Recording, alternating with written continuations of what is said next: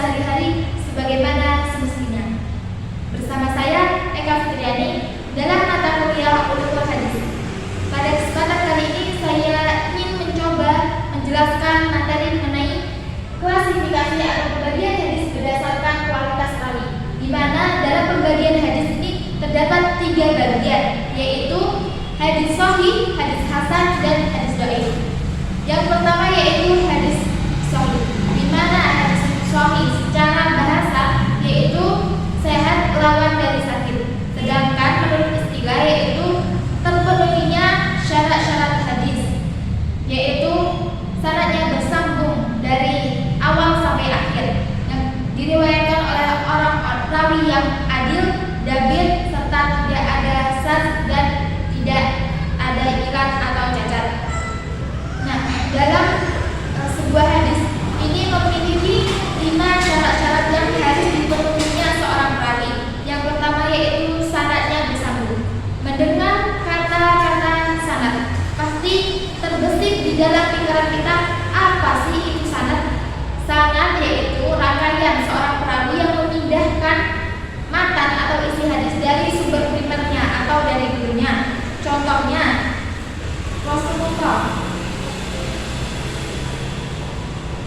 Rasulullah ini menyampaikan kepada para sahabat. Kemudian sahabat-sahabat ini menyampaikan kepada para tabi'in. Nah, rangkaian ini disebut dengan sanad, yaitu seorang perawi yang mendengar langsung dari seorang guru kemudian disampaikan lagi kepada orang lain. Apabila salah satu dari seorang perawi ini tidak mendengar langsung dari yang disampaikan dari guru, maka sanadnya tidak tersambung. Maka sanad yang pertama yang harus terpenuhi oleh seorang rawi yaitu sanadnya harus bersambung. Yang kedua yaitu diriwayatkan oleh rawi yang adil. Seorang rawi harus memiliki sifat yang tidak akan merusak martabatnya atau harga dirinya. Contohnya, seorang guru dan orang biasa itu pasti martabatnya berbeda. Seorang guru adalah teladan untuk lingkungannya, maka tidak wajar apabila guru makan saat berdiri, yang akan merusak martabatnya atau harga dirinya seorang guru tersebut. Maka bisa dipastikan nanti muridnya makan ketika berjalan. Maka seorang rawi harus mampu menjaga martabatnya atau harga dirinya seorang rawi. Yang ketiga yaitu dabit atau kuat ingatannya. Seorang rawi dia hafal, kemudian harus menghadirkan hafalannya secara tiba-tiba, dimanapun dan kapanpun.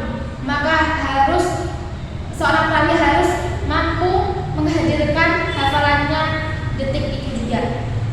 Yang keempat yaitu tidak adanya syadz. Maksud syadz di sini yaitu tidak ada penolakan atau bertentangan dari orang satu dengan orang lain dengan apa yang telah disampaikan seorang perawi atau berita apa yang telah disampaikan oleh seorang perawi. Maksudnya orang lain menerima apa yang telah disampaikan oleh seorang perawi tersebut. Yang kelima yaitu tidak adanya ilat atau cacat di dalam hadis.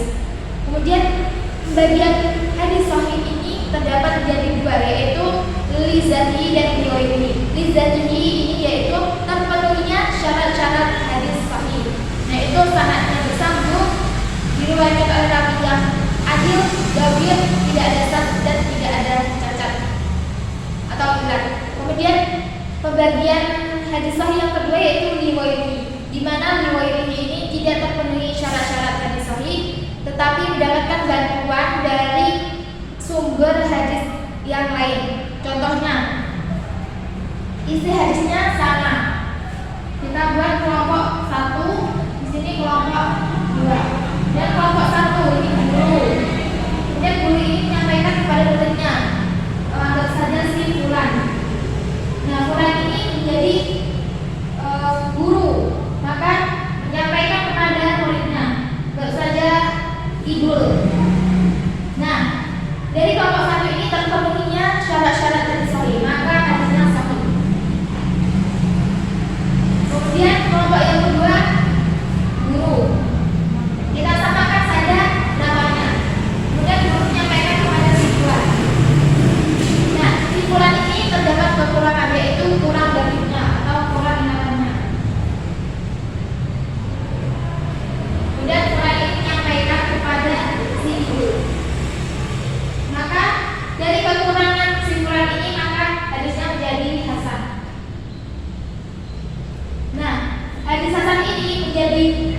agar bisa menjadi hadis sahih, maka hadis ini harus mendapatkan bantuan dari sumber-sumber hadis yang lain, yaitu mendapatkan sumber dari kelompok satu, maka hadis ini menjadi hadis sahih. Karena ini hadisnya sama.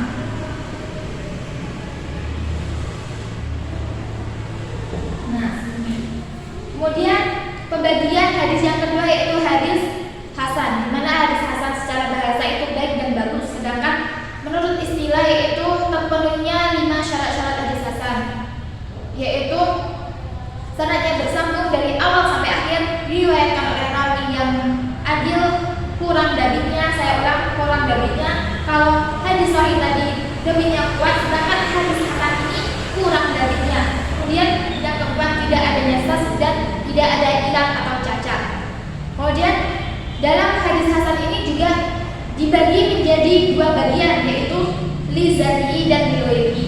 Yang li zatihi ini terpenuhinya syarat-syarat hadis hasan, yaitu syaratnya bersambung, tidak ada diriwayatkan oleh rawi yang adil, kurang dabitnya, tidak ada sas dan tidak ada ilat. Sedangkan yang li ghairihi ini kurang dabit, syarat-syaratnya tidak terpenuhi, tetapi mendapatkan bantuan dari sumber hadis yang lain. Contohnya seperti ini, kita ambil contoh dari hadis sahih. Nah, sama seperti ini. Kelompok satu terpenuhinya syarat-syarat hadis hasan, maka di sini kita tulis menjadi hasan. Kemudian kelompok yang kedua ini berhubung kurang, maka di sini jadi dhaif. Kemudian hadis dhaif ini agar menjadi hasan, maka harus mendapatkan sumber-sumber hadis yang lain, yaitu mendapatkan sumber hadis dari kelompok satu, maka dhaif ini menjadi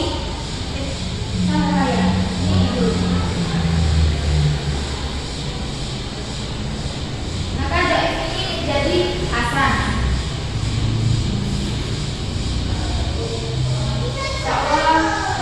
Ngerti ya. Kemudian pembagian hadis yang ketiga yaitu hadis dhaif. Hadis dhaif ini tidak terpenuhinya syarat-syarat hadis, baik itu hadis sahih maupun hasan.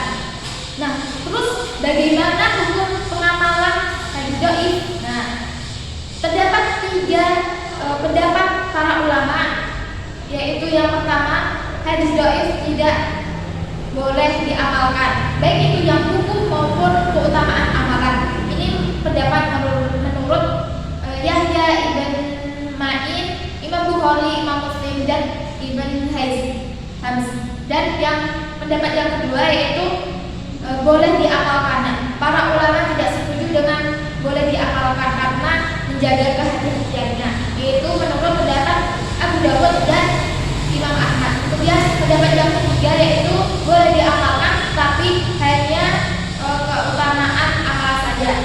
Nah, pendapat yang ketiga ini banyak yang digunakan oleh para ulama. Kemudian tetapi terdapat 3 syarat untuk bisa mengamalkan hadis dhaif ini. Yang pertama yaitu hadis dhaif ini tidak lemah atau tidak melenceng ke hadis maudhu atau hadis palsu, maka boleh diamalkan. Kemudian syarat yang kedua yaitu hadis dhaif ini ada penopang hadis-hadis yang lain yang membantu hadis dhaif itu boleh diamalkan. Kemudian yang ketiga yaitu kita tidak boleh meyakini bahwa hadis dhaif ini dari Nabi, tetapi hanya untuk menjaga kehati-hatian saja. Jadi kesimpulan dari pembagian hadis berdasarkan kualitas rawi ini terdapat menjadi 3 bagian, yaitu hadis sahih, hasan, dan dhaif. Hadis sahih dan hasan ini sama, yaitu terpenuhinya syarat-syarat hadis. Tapi yang membedakan kalau hadis sahih itu dabitnya kuat, sedangkan hadis hasan ini kurang dabitnya atau kurang ingatannya. Kemudian dari kedua hadis sahih dan hadis hasan ini